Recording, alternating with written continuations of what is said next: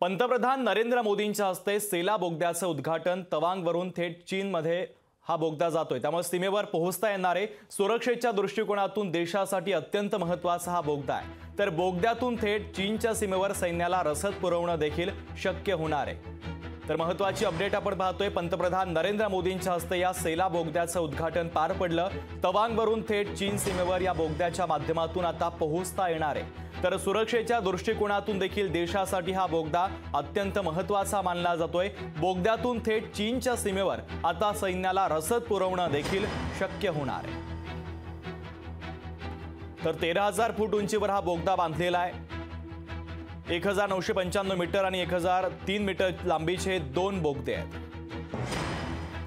Austrian tunnelling method वापरून बोगद्याची निर्मिती करण्यात आली आहे। बोगद्याच्या निर्मितीसाठी 825 कोटी रुपयांचा खर्च आलाय।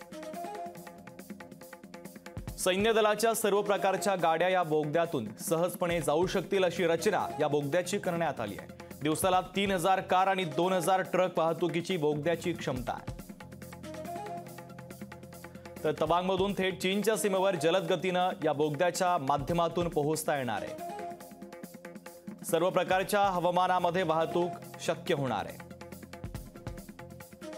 बोगद्यातून थेट चीनच्या सीमेवर सैन्याला रसद पुरवणं शक्य होणार आहे।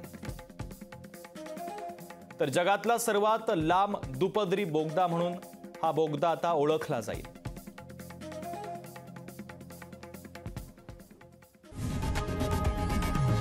लोकशाही मराठी ऐका, पहा, जागरूक रहा।